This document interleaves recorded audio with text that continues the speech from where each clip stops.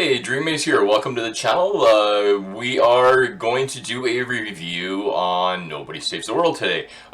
Just absolutely fantastic game. I enjoyed every part of it. What I will do, what I've done with all my other ones, all my other reviews, is I will go through my structure and show you how it goes about being scored, and then I will go to a review of the actual game itself, which will be a very good review. This game was very fun. So number one, continuous challenge, worth 2 points. I like being presented with continuous challenge throughout my game, as I'm sure every one of you guys do. So you can score 2 points for presenting me with continuous challenge or challenges, some being overly difficult, some being easy. Throughout the gameplay. Number two, interesting story and good end. In order to score 2 points, you have to have an interesting story and a good end as part of the game.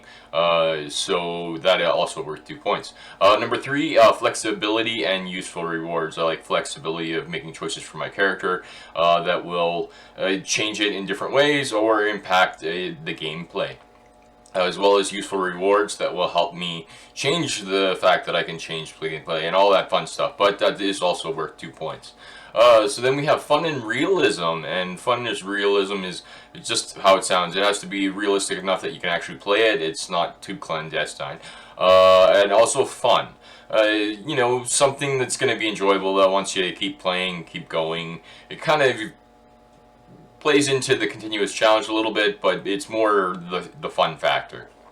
Also worth 2 points. And bugs and defects and flaws.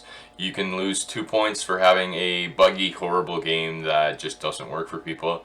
You can totally lose 2 points. I have to put that in there just the way the gaming industry is shaping out to be. It has to be part of it so we can give them a message as to, hey, don't do this to us. I mean, we're consumers. We should have the full-on experience of being able to actually drive that car. Like, that's the analogy I use. Being able to drive the car, because you get a car, you don't have wheels and a steering wheel, you're not going anywhere. You're not going to get anything done. So I use that same analogy when it comes to the bugs and defects and flaws that are in the game. So that's how it's scored. You can score a full 10 points for a 10 out of 10 if you get all those points in those categories. So we'll throw some of my favorite footage in the background here, and I will actually go about scoring the game. And the footage you're actually seeing is me playing on the rat going through the Dark Tower. It was just so nostalgic, so fun. You can't hear me, but I'm laughing and giggling and having just a grand old time and just enjoying the game for what it is. So category number one, a continuous challenge. There was always a continuous challenge with this game. You had to do quests in order to gain experience or form points for your particular character's form. Which is different than a lot of other games, but they broke it down and made it really simple for you. So actual points are that make your form grow in different grades are given to you through form points. So they had continuous challenge through that. Then they had continuous challenge of exploring the world, and just the continuous challenge was just everywhere. You always have something to do, always something to look forward. You guys get a full 2 points in that category. Interesting story and good end. Interesting story was a good end. There was a couple of points in the story where I was like, whoa, I didn't expect that. And one was Nostramagus. I did not expect that nobody, myself, was actually Nostramagus. I was like, whoa, okay, maybe I just kind of blew over my head or something. That one point in particular caught me by surprise. So interesting story, absolutely, and the good end.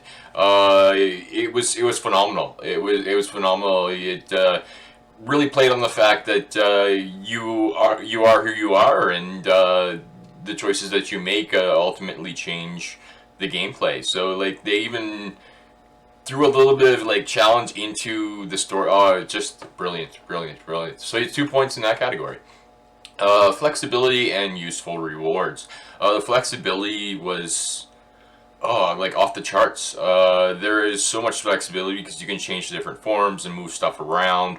The use of passives, the use of active skills, the fact that you can have 3 different forms and just the main form of the there's so much versatility, so much flexibility. Useful rewards, you would always feel like you're getting a new form, and you know, you'd feel like you're being rewarded enough that you'd want to try and get that new form, or you'd want to try and actually strive towards being rewarded enough. So very good job on that one. Is 3 flexibility and useful rewards gets full 2 points. Fun and realism. The game was very fun. I laughed. I enjoyed it. It was brilliant. It was simple but brilliant. The artwork, the way they portrayed the characters, the world felt alive. So that comes into some of the realism side of it. The world felt alive, and you know, each person had their own struggles, whether it's the scientist trying to understand the dolphins, or you know, the thieves guild having their troubles even within themselves and stuff. It just, the way they put the story together, it was so fun, so realistic. I there was times where I was drawn into it so much, like the video footage you're seeing. It was a blast. I'm laughing. I'm having a great time. So fun and realism. You're getting a full 2 points out of this score. Bugs, flaws, and defects. The final category. It was very well put together. There was very few flaws. Bugs, defects. There was no major defects. There was no major bugs that I saw.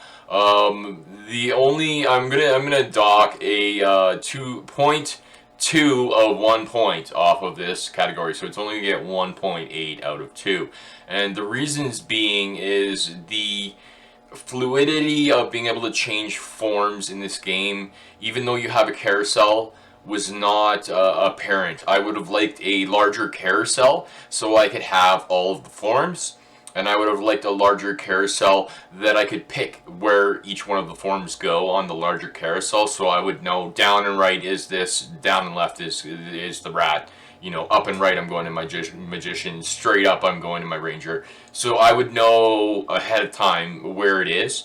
They did kind of play towards that, but it should have been done a little bit better. Or maybe even just a slide bar across the top where I could just be like whoosh, and then get into the one I need and just go and change. It was a little unfluid in that regard. So you're getting 1.8 out of 2 in this category. It was just besides the carousel and a little bit of, you know, minor changes. I would have liked, another thing I would have liked was, this is just personal feelings, I would have liked scrolling combat text instead of the little exclamation bubbles that would pop above their heads, especially for the crits. I think the damage that is being done directly to the characters and the damage that is being done to you could have been presented a little bit more punchy and in your face, so to speak. So that is getting 1.8 out of 2. So if you're keeping score all together, that gives Nobody Saves the World a 9.8 out of 10. Absolutely phenomenal.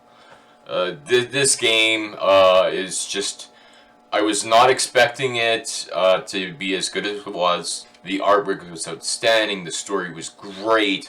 As far as the games I have played through on my channel, this is the one I would most recommend anybody play on Game Pass right now. And that is based off the games that I have played. Go Canada. Like, fellow Canadian, I'm so proud that you guys made a beautiful game like that. Simply put together. Oh, just beautiful. Beautiful, beautiful, beautiful. I do play through Xbox Game Pass games, give a review, helpful tips and tricks along the way. I will be doing a Microsoft rewards segment on this channel. I will also be doing some other changes that you'll see here in the near future. Just something to look forward to. If that is something you want to look forward to, hit the subscribe button there. I will definitely bring it to you over the next couple of months. So reminding you until next time to take care of yourself, your friends, and your family. Take care.